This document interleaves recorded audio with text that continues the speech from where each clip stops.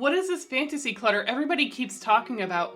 And do I actually need to get rid of it? Honestly, I don't think you necessarily have to. Right before sentimental clutter, I think it's one of the last things that you should declutter, especially when it comes to fantasy hobby related clutter, and I'll let you know why I would keep it. So if you've never heard of fantasy clutter or you're still confused by it, what fantasy clutter typically is are the items that we keep with the idea that someday we're going to be this person, or maybe clothing that doesn't quite fit our personal style, but we love and appreciate it on other people, and we want to be the person that would wear that sort of a thing, and maybe we just aren't. So these things can actually be really hard to let go of, and that's why I think it's right there with sentimental clutter that it should be one of the last things that you actually consider getting rid of. When it comes to clothing, there are two types of fantasy clutter in particular. One is going to be the super trendy outfits or a type of style that you gravitate towards and you can admire, and maybe you saw it in a magazine or on someone else and you think it is absolutely amazing. And when you tried it on in the store or even when you got home, it didn't feel quite right, or you just feel a little bit uncomfortable going out in that type of clothing just because it's not normally you, it's a bit of a departure. So for that reason, it gets a little bit muddy. In those cases, that's when I would go ahead and put them in a time will tell box and put a date on them, or turn the hanger around and reevaluate every 6 months or maybe even a year. And either of those methods will give you that opportunity to integrate that into your daily wardrobe, or just say, you know what, it's time to let it go and let someone else enjoy it. The second type of clothing fantasy clutter is the clothing that's kind of too small for us. And, we don't necessarily want to let it go because maybe someday we'll fit into it. And I have gotten rid of too small clothing so many times. And let me tell you, the last time I got rid of too small clothing, when I did lose some weight, I ended up spending so much money on smaller clothes trying to replace all of these items and having at least something wearable or presentable to go to work in. And one of the big takeaways for me on fantasy clothing is really looking at things super objectively. Now, there are certain pieces of clothing that didn't feel like they were quite me, but they fit, and I got them at a thrift store at a really good price. So they served a season for me until I decided I really just needed to invest in pieces that fit my current body right now that I feel good in. And a lot of the times there's something about that piece of clothing that is almost, meaning I love the color, but I don't love the cut, or I love the colors, but I don't really like the pattern for some reason. And I've also done where I've been drawn to the shape of it and how it sits on me, and the color is almost good on me, but not quite. And I know it can be a drain on time and money to go ahead and spend on clothing that actually fits your body, that you love, that looks good on you in colors that you really enjoy having in your wardrobe. And that was one of the hardest things that I had to kind of get over. So one of the things that is really, really challenging for me is I am nearly 6 feet tall. So finding clothing at a bargain price is incredibly difficult. That is going to fit me properly and be either long enough in the sleeves or the legs, or however else it's supposed to hit my body, if the knees are going to hit in the right spot or not. Sometimes it's just working pieces into my budget, watching the sales, all the classic stuff that we do, go to the resale sites, and it can take time to build up that better wardrobe. But in the meantime, those smaller clothing pieces, because I know I could just be saying it's a fantasy. I've been fantasizing about losing weight for the last few years, but I've lost weight before. So what I did for all of my smaller clothing, number one, go ahead and get it out of your closet. Yes, you do not want to go open your closet and look at pieces that are staring back at you going, you don't fit me anymore, I'm nah, nah, nah. You don't need that in your life. So what I did personally was using vacuum bags and pulling out my absolute favorite pieces from those smaller sizes and then getting rid of the rest. And the baseline that I used was, if I had to get through a week worth of clothing, what would I actually keep? And so I used that give or take, and there are pieces that I just absolutely truly love no matter what.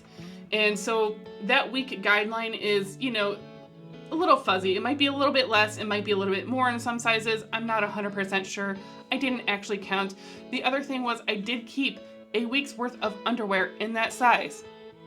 I know that sounds crazy, but you know, you throw them in the wash and then you put them in that vacuum sealed bag, because when that day comes, holy moly, is that really just going to be such a strain on your wallet, on top of the fact that you're probably buying protein powder to be healthier and all these healthy things. And then like, so I would say if it's even in the back of your mind that you are going to want to try to lose weight, don't necessarily get rid of them, just store them somehow in a way that makes sense for you, that they're not staring you in the face every single day. And then those fantasy clothes, you can go ahead and get rid of them. And if you're afraid of spending a ton of money on the size that you currently are and you're a specialty size like myself, I did watch all the sales. I know it can really add up, and just grab a little bit here from Old Navy or a little bit there from Torrid. And I know everybody hates fast fashion, but it's what I can afford, and it's what most people can afford. So that's what works for me. And even when I've lost the weight, it was super, super easy to go ahead and put those pieces on Poshmark or Mercari, because I'm going to tell you, putting tall clothing on any of the resale sites does not last for more than a few days, honestly. I have come really close to making my money back on those. And so that's how I had to remember not to be afraid to spend that kind of money, and that I am worth it. Just because I'm a bigger person right now than I want to be doesn't mean I'm less valuable, and that I do not deserve these pieces of clothing that actually make me feel good and that I enjoy wearing. Actually, I don't love the cut of this one in particular, but I did love the color and the style. I was willing to compromise on it, and she's adorable. And I didn't realize there was this whole Hello Kitty thing with overconsumption. I didn't know. I've seen more Hello Kitty stuff pop up in my area, but I have not seen that madness. So I just picked it up because I'm like, I like Hello Kitty. I usually have something Hello Kitty around anyway. It's not unusual. And if you don't know what I'm talking about, I'm gonna go ahead and put a link to a video that I watched recently on that made me go, oh my gosh, this is kind of insane. And really, I just wanted a few shirts with Hello Kitty on them, and that's all I have. So after you're done hearing my thoughts on fantasy clutter, you can go ahead and check out that video, and I'll pop it up on the end screen as well. Now, when it comes to the hobby type of fantasy clutter, this is probably even a little bit harder to get rid of, in my opinion, and the one that I would caution you the most to maybe hang on to just a little bit longer. And it doesn't mean you can't look at that collection thoughtfully and maybe pare it down a little bit if you feel like it's gotten out of hand, whether it's scrapbooking, knitting, crocheting, yarn. I have amassed a ton of yarn. I have also been knitting and crocheting for 37 years.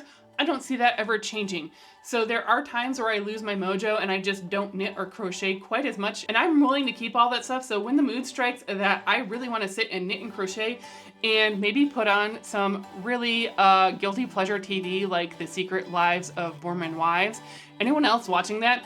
I'm hooked. I'm actually watching it a second time already. So I know you're wondering, well, you do all this decluttering and cleaning and you're trying to get your life together. Why wouldn't you get rid of all of your hobby stuff? If there are things that I look at that are not my favorite, or that I know for sure deep down I don't love it anymore, yes, I will absolutely get rid of it. Will it go in the trash? It might. It absolutely might. But I have some projects that I don't love how they're turning out. Or, you know, I was using the yarn to use the yarn because I got it on a really good sale. Those are the types of things that I think it is totally okay to get rid of from whatever your hobby stash is, are the purchases that you felt like you made it because it was a really great deal and it was in the same tone of that almost clothing where it's almost perfect, where it's like in almost the shade that you want to wear, or almost the type of fiber that you would actually want to put on your body or knit or crochet with, or anything like that that you can look at and go, ew, what was I thinking? But as for the rest of it, if you're looking at it and you're getting that knot in your stomach and you're like, I don't want to, but like, and you're just not sure, that is your sign, because why are you doing all of this decluttering and getting your life together? What are you actually planning on doing once you get everything straightened out? I'm planning on knitting and crocheting more. And frankly, I needed a little bit of a break myself to kind of step away from decluttering and cleaning and all of that sort of stuff. There is one final bedroom to go, believe it or not. And I know it's going to trip me up quite a bit and I decided I needed to take a break. And you know what? It was really great to go ahead and fall in love with knitting and crocheting again and not feel guilty about it whatsoever, and know that all I had to do is go grab something. And then this way I didn't feel like I had to rebuy all of the stuff or any of the tools or anything like that. Also, for the record, I know it is really early to be talking about the holiday season coming up, but I think it's okay to take that break right now and enjoy doing whatever your creative hobby is and taking a little bit of time for yourself before all of the hustle and bustle. And, you know, just to remind yourself, why are you decluttering? Why are you trying to get more time back? There are plenty of studies that talk about the benefits of hobbies, and I think it's great if you have something like that. Even the current issue of Reader's Digest has a whole article dedicated to that. And yes, magazines are also a hobby. This is the only one I'm currently subscribed to, but from time to time I will add on Real Simple. Strangely enough, I know. But I also think they're beautiful to look at, and you know what? I just take them to the office when I'm done, and other people are so happy to receive them. That's something personally that I feel like we don't talk about a lot, because, you know, you want to do all this stuff to make your life easier, more manageable, everything like that. But then once you are in that sweet spot, what do you actually plan on doing? If you have enough stuff going on, you know, for instance, Dawn from the Minimal Mom, she goes on missions, she has a large family, they do all sorts of stuff together, and that is fabulous. Honestly, go her, but that's not me as a person, and I'm not going to pretend to be that person. I don't have a family. I don't know if you've noticed that or not, and honestly, even if I had a family, I would still want to spend a few evenings or whatever, Saturday afternoon, just, you know, toiling away, creating something for myself or other loved ones, but lately mostly just for me. Go ahead and get rid of the obvious, like, yeah, I don't really enjoy this anymore, I don't know why I bought that, but for the stuff that you're struggling with, I think it is totally okay to keep it. And once you're in a point where you are in that manageable living mode, that's when you can go down even further if you feel like it is necessary. For my makeup palettes, I don't feel like that's necessary right now. I have plenty of room for storage. Do I wear makeup every day? No. There are palettes I haven't even touched yet. I have 36 eyeshadow palettes. I refuse to get rid of them. I still enjoy looking at all of the color stories, and we could sit here and argue whether that's a hobby, and I don't think there's anything wrong with keeping them just because they make me happy. And no, I don't wear makeup every day. And there are times where it's Sunday morning and I decide, heck, I'm just gonna go ahead and play with makeup because I just want to. And so I guess for that reason I would consider it a hobby. Anyway, those are just a few of my thoughts on fantasy clutter and whether or not I think you have to get rid of it, because you don't. Also, it's your house, and like, nobody else is gonna know except for you, right? Like, there's no minimalism police or decluttering police or tidiness police except for maybe like family members.